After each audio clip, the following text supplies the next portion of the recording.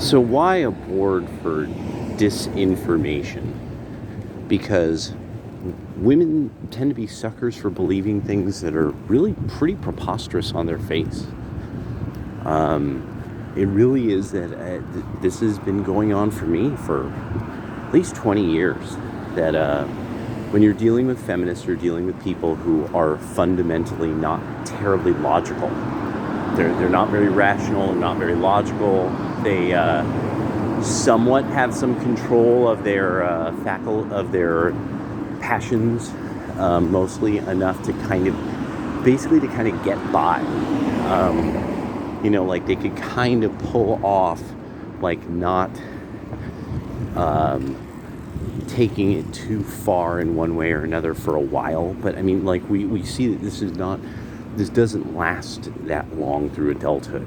That and it's mostly that too many of us fellas, like we've seen too many feminists kind of come and go, arrive, get larger and larger and larger until they they have their own gravitational well, or that they're just spinsters who stay on they're just shelf dwellers. That eventually they become those goofy old liberal women who kind of don't know about anything. Like every single event that happens, almost every book, almost every piece of knowledge is a surprise to them. And this is really something that, I mean, it's like I've just had to deal with it enough that I'm like, no, this is a thing. This is a thing, like with women having some realm of knowledge, but almost nothing. Like, so this is the reason why there's a thing of disinformation. Women don't know about Ukraine. Women don't care about Russia's national interests. They don't know shit about war. It's kind of preposterous that you would think like women would know something about politics and warfare. To the point where, you almost get to the point where like, oh, really? Oh, you know something about this, huh?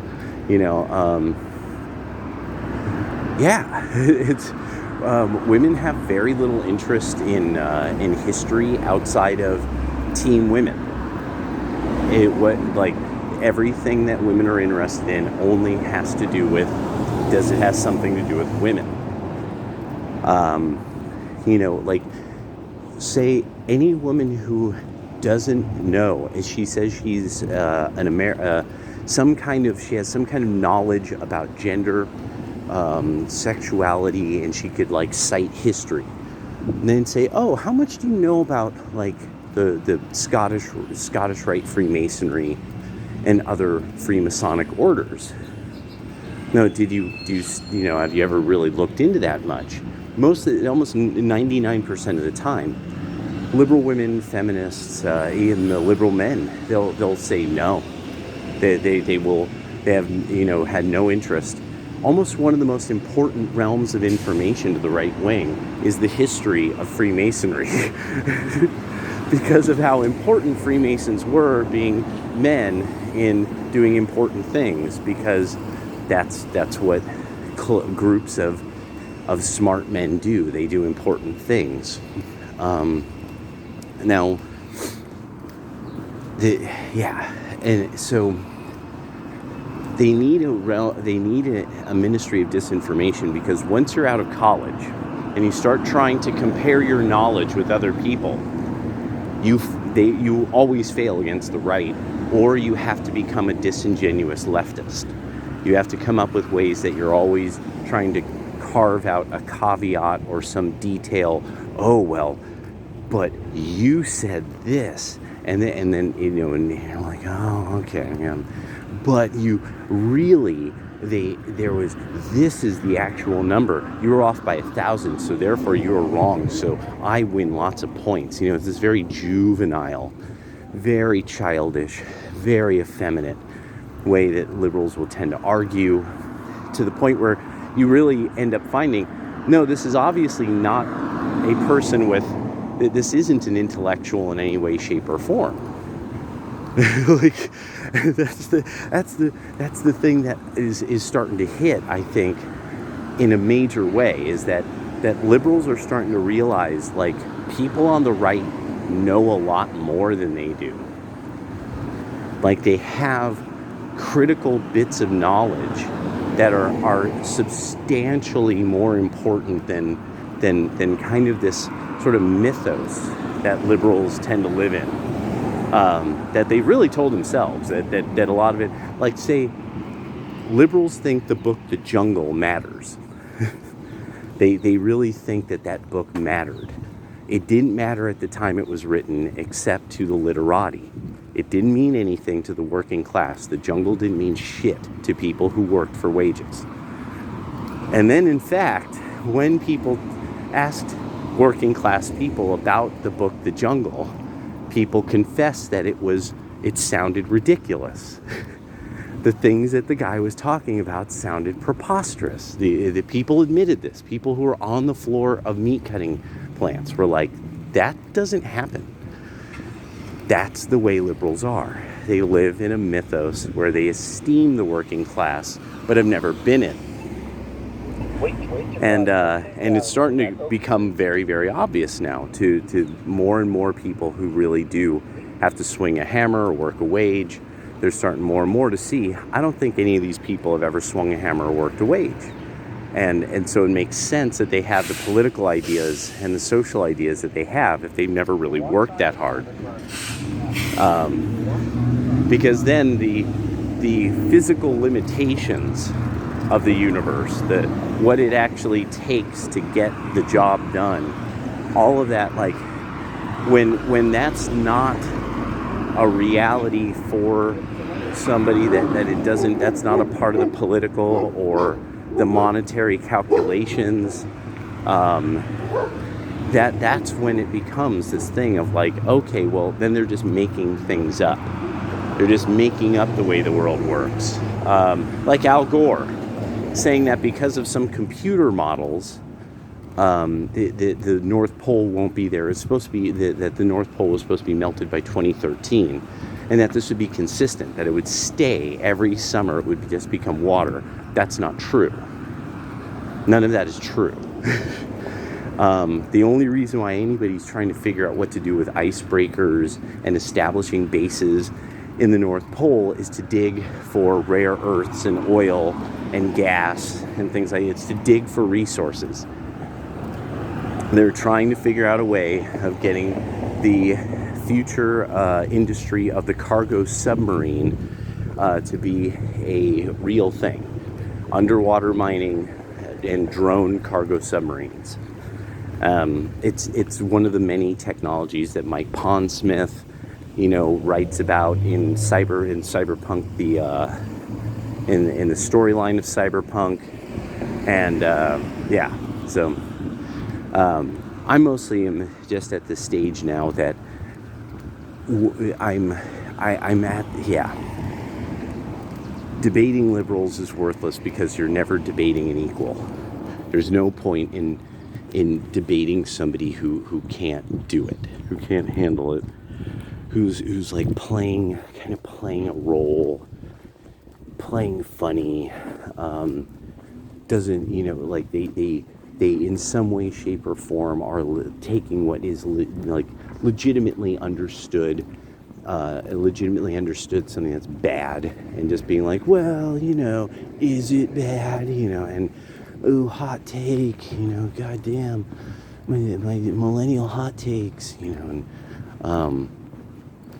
which that has long been like super old and is kind of the only thing liberals have.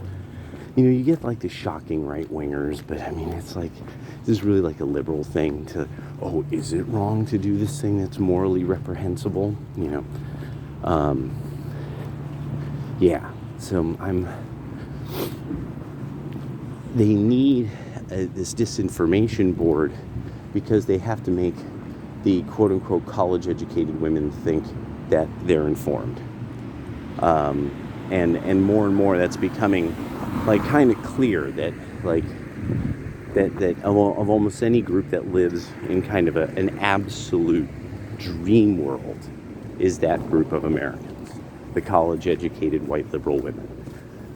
Black women might even be more of a dream world, but it's like David Carroll said. It's only because black women are competing black women are trying to compete with white liberal women, thinking if we just only live in more of a dream world, if we only are more like weird, phony, and bad, then we'll have the outcomes that they have.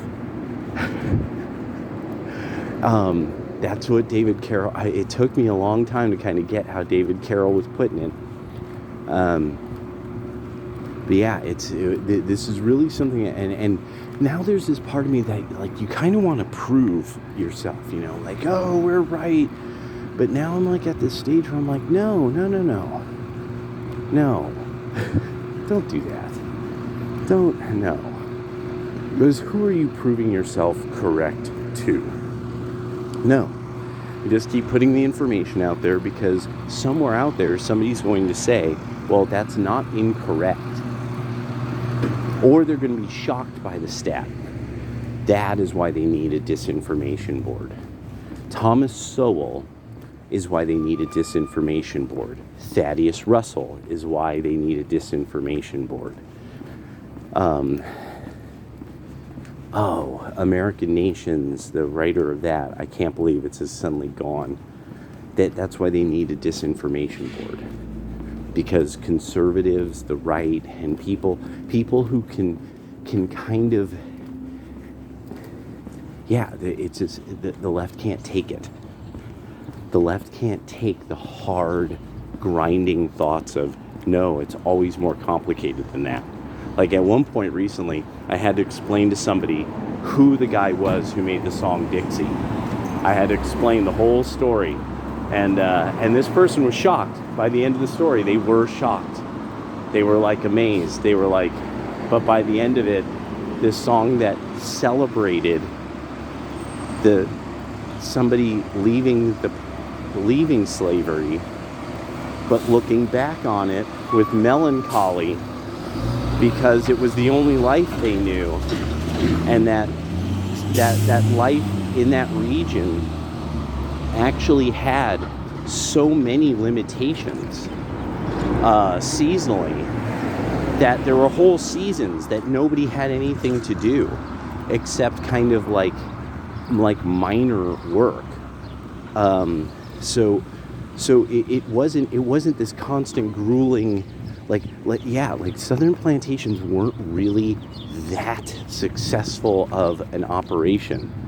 And that this person figures out when they move northward, but in the north, there's factories, and those factories run day and night. So that's what the guy's lamenting in the song. He can never stop working. He left the plantation, and now he can never stop working, and none of his friends or family are around. That's originally what Dixie was. That's what the song was. And he's looking away to Dixieland. It got changed because it was such a popular song. It was one of the most popular songs in like every population group in the United States because of how popular it was made by New York minstrelsy shows. And so this guy, and then that was the other part. Then I had to explain his history with that. Why did he do that? And so it was only to be like, no, there weren't that many black people. Like there's not that many. So people had never seen an act like this. But we got to get going.